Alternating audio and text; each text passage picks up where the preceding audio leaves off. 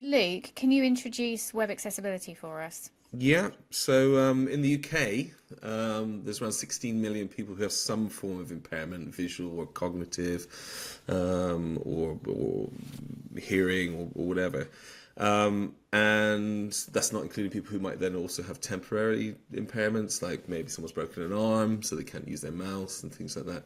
So web accessibility is about making sure that the digital experiences that you offer are as or as close to and as easy to navigate and as close to the experience as for people who don't have any of the impairments. So it's about just being inclusive and making sure that that part of your audience, your customer base, has as good a time using your digital services as anyone else. So, how do I know if my website is accessible or meets any sort of criteria? It's quite a protracted process. You can point some tools at it and it will give you a fairly good idea. So you can do things like that. But there's a set of guidelines called the Web Content Accessibility Guidelines, and they're the general go-to for anyone that kind of wants to claim some kind of accessibility. And there's three levels. There's level A, which is fairly basic accessibility. There's level AA, which you find most people who things like government sites are all AA compliant because they just cover a greater level of accessible concerns are met. So there's more likelihood of you being able to access the content if you have some kind of impairment. And there's AAA standard, which is like the highest you can pretty much get, which is actually quite hard to get because you might significantly reduce the amount of things you can do because you have to It's aim almost quite more of an high. aspiration, isn't it? Yeah, AAA, yeah, rather than perhaps something that can currently almost realistically be fully implemented. But yes. it's a goal. Yeah, so the Web Content Accessibility Guidelines, in order to understand if you can meet them or not, you can use a tool and go online. There's loads of tools online, and you can do a cursory check. But actually, there's nothing that will audit it fully. So you actually have to do a lot of manual audits. There's I think they say that about 30 to 40% of accessibility concerns can be taken care of by an automated tool, don't they? yeah, Something like that from most of the services that are out there, yeah, which means there's a lot left to look at manually. There's a lot yeah. left to look at, in sort of how you're writing content, or the full journeys that people are going through. That has to be done sort of in a more involved way. Yeah, and I think a lot of people see it as a technical challenge, and you'd like to tick the box, and it's not really a tick box thing. Accessibility itself can be done on an ongoing basis, and it should be. But the actual meeting a standard of accessibility is not a tick box. It's like an organisational concern, really. And if your organisation's producing things, if your organisation has a mindset to consider accessibility when it produces content, you're probably quite close to being compliant anyway. But if it doesn't, you're probably quite a long way away. And as kind of developers and designers, people will come to us and say, "Can you fix my site so it's accessible?" And the answer is yes, but it could be a 4-month project with quite a significant time and budget and effort requirement because And involvement from yeah, people who are producing content as yeah, well, because it's not just a technical or visual or journey based sort of endeavor. A lot of it is around how you're writing, how you're communicating key points, and so it's a fully sort of involved thing for the entire digital experience that goes beyond just design and development. yes.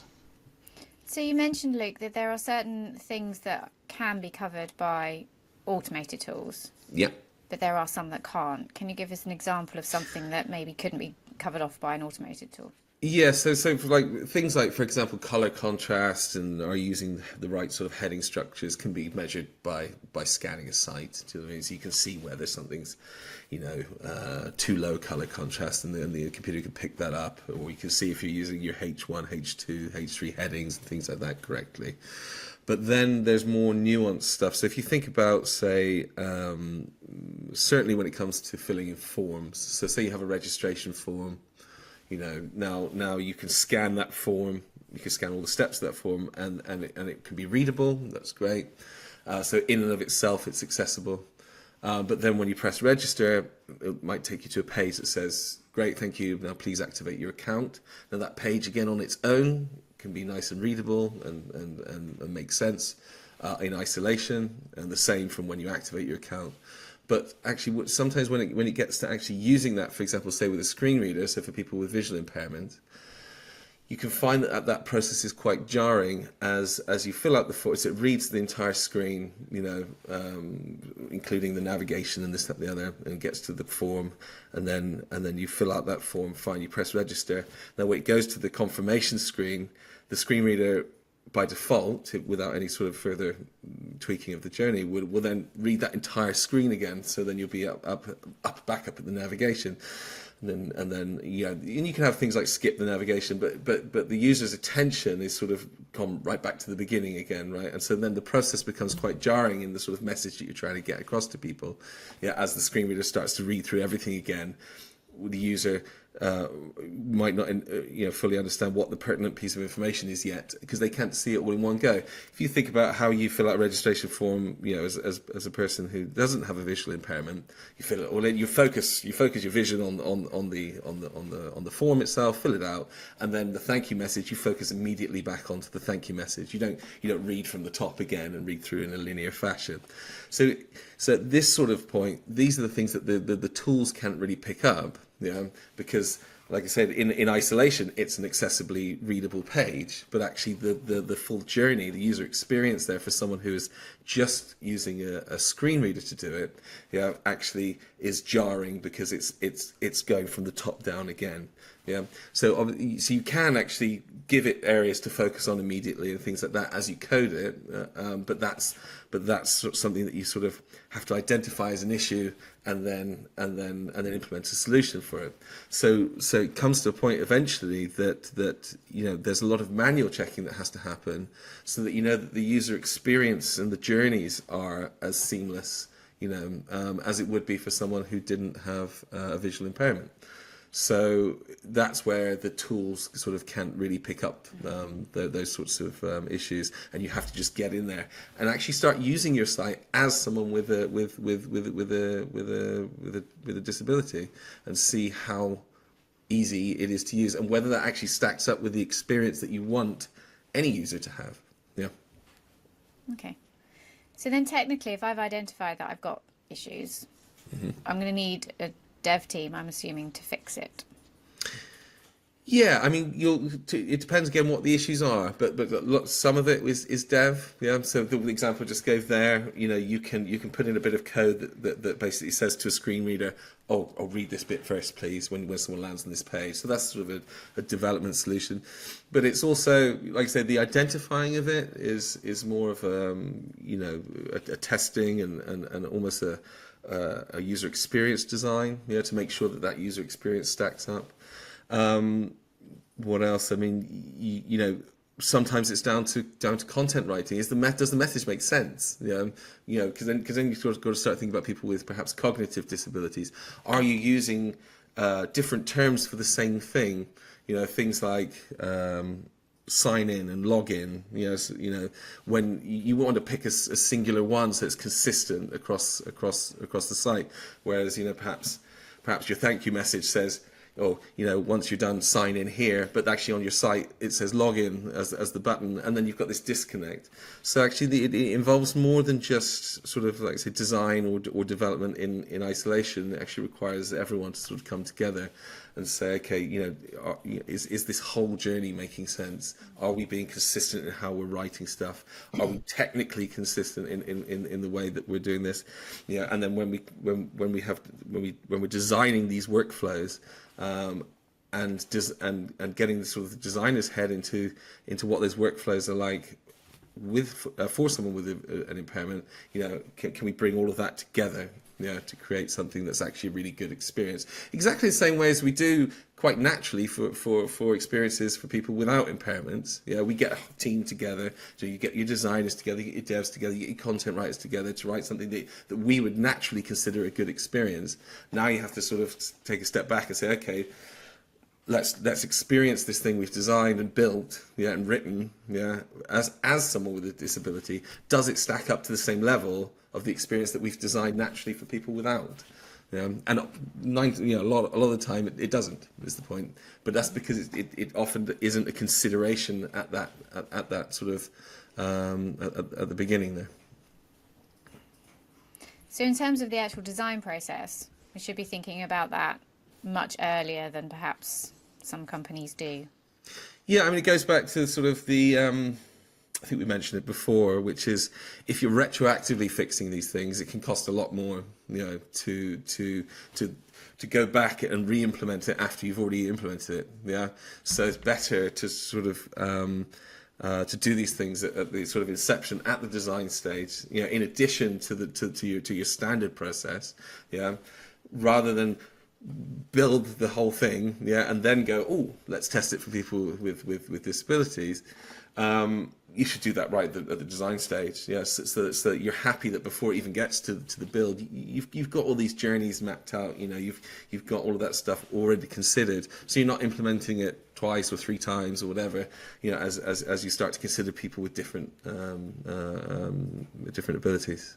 Yeah, there are some nice tools. Like if there is a site and it's 3 or 4 years old, and then and it needs to be more accessible. There are some quite nice tools that will analyze it. They'll almost put a layer on top of the code, and they will fix alt tags. They will fix key issues. So it will actually tidy up lots of automated accessibility issues, and they can also provide a set of controls, which is quite interesting, where impaired users can access the controls and find different ways of finding the content. So you can retrofit accessibility to some point, and it works quite well.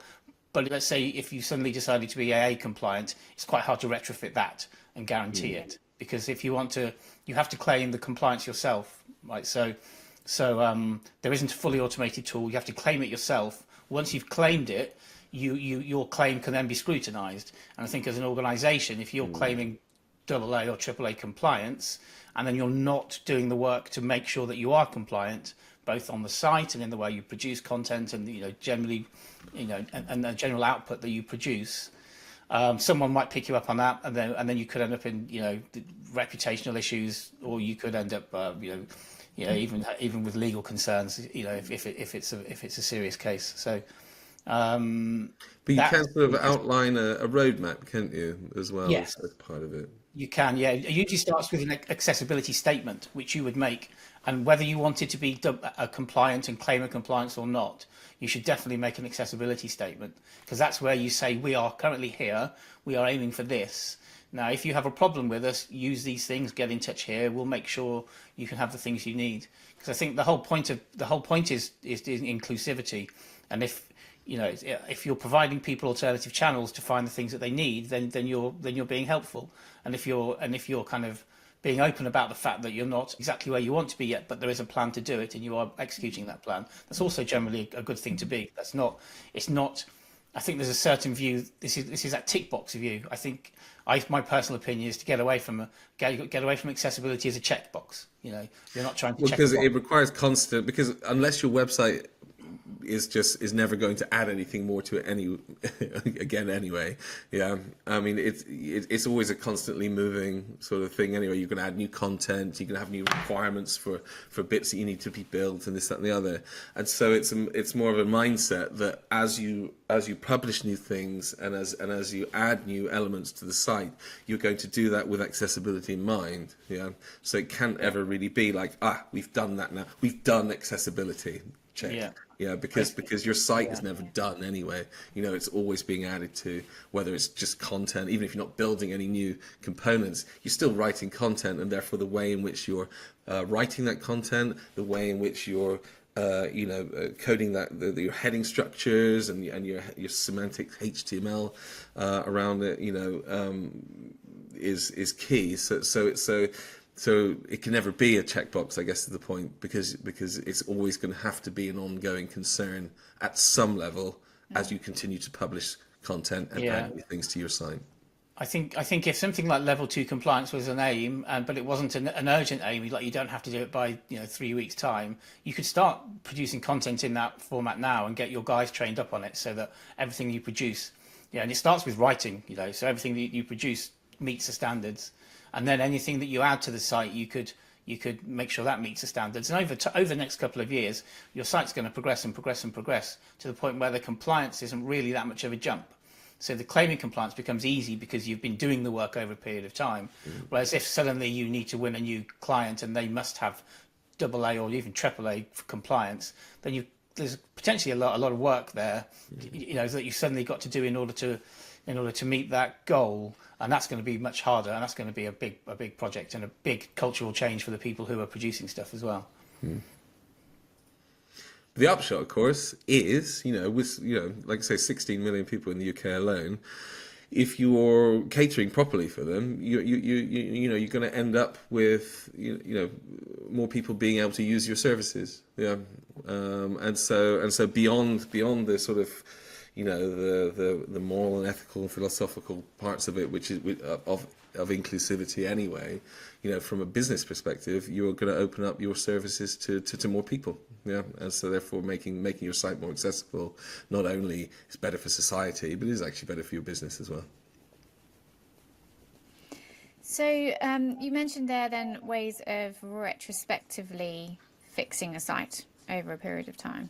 Yes. If we're building from scratch, if we go back to sort of one of our earlier videos talking about high-performing websites, we talked about design systems. So if you're building from scratch, then that's where your accessibility becomes a factor. Yeah, if you build it into your design system, which means at the very beginning of the process, you're building out sort of components that are designed to be accessible. Yeah, and then the corresponding code that forms part of your design system is also accessible, and there's lots of tools for doing that. So one of the things that we use for the code repository of our design system is a thing called Storybook, which encapsulates the components code. Yeah, that has a bunch of automated tools on it already for testing.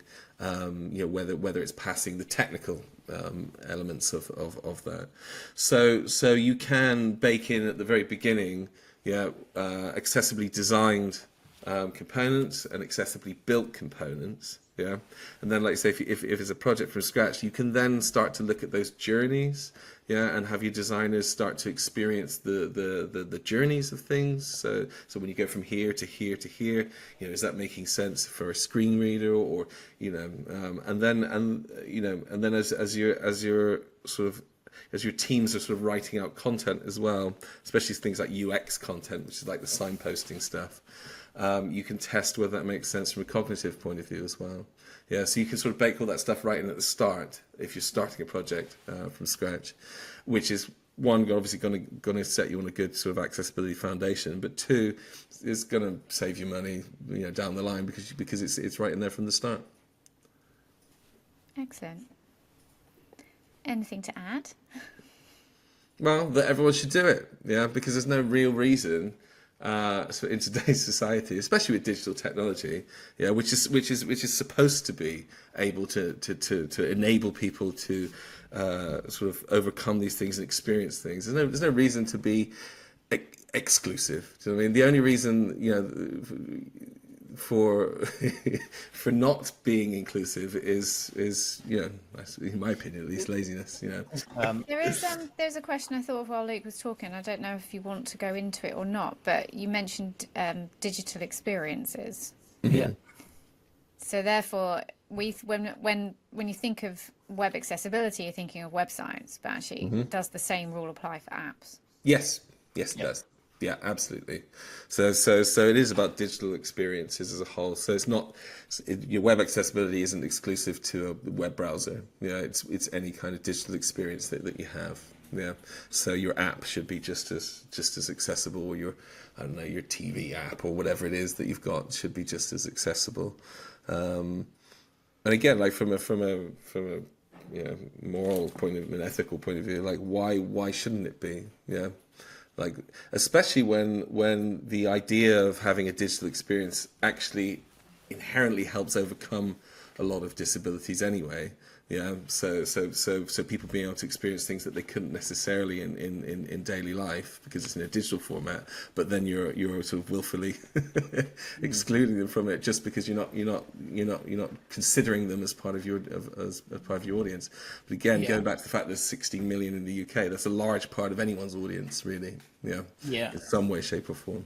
I think a key point to that is a lot of people think web accessibility is a technical thing, which is why they come to us and say, "Can you fix it?" And it's only a small part of it that really is.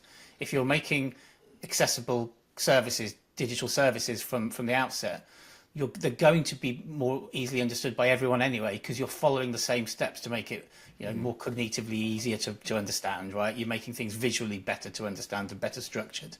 So it's not just about, can I use this with a screen reader? It's actually just easier for everyone.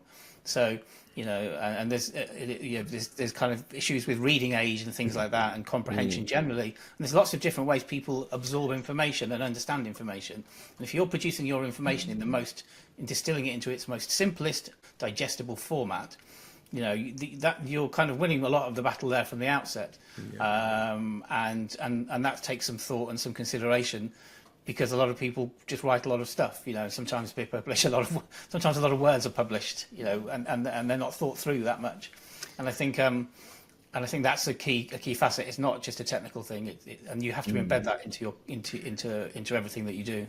Yeah, one part of accessibility that gets overlooked a little bit, in my opinion, as well, is you've got social accessibility. So that's where people may not have the latest and greatest device to experience your digital brand on, and therefore you need to sort of start creating things that aren't only going to be able to be used on the latest device and this, that, and the other. It has to be able to be sort of done on things that are much older generation devices as well. So creating really, really heavy experiences that use a lot of augmented reality or this, that, and the other as a key thing, that doesn't take into account the fact that not everyone might have these sort of devices. So when you're approaching sort of how you're displaying information, yes, it's nice to use latest and greatest technologies, but you have to have stuff that will gracefully degrade back as well, and therefore not be exclusionary to people who might not be able to afford the latest and greatest thing. Okay, great, thank you. No problem. My dad kept, a few Christmases ago, my dad kept accidentally turning on his accessibility on his phone. And his phone would just read everything, but he couldn't turn it off because he didn't know how to do it. So he did it for about a day and a half. And my mum, I think the divorce was quite close after. I do it by accident, because it's like if you press the thing on your iPhone to bring up your payment thingy, but if you press it one more time, then it just starts talking at you. It's like, Yeah. But again, and then you realise that even in and of itself, that's quite a jarring thing. Do you know what I mean? It's not, and that's why you have to kind of really look at it, right? Because and really experience it and see it, because it's. I think until you experience what it is to sort of close your eyes and then go through a site with a screen reader, I think sometimes if you don't ever use it, you think it's this great tool that all the blind people use it. It's great, I'm sure it's wonderful, but actually it can be quite disorienting. Like I say, even if you've turned it on by accident on your phone, it's like, oh God, what's going on here? And I think that you've got to sort of take that into account, that it's not. You've got to try and make that as nice an experience as you can. It's something that is inherently not as great as an experience as it is for everyone else. So there we are. Accessibility done, sorted.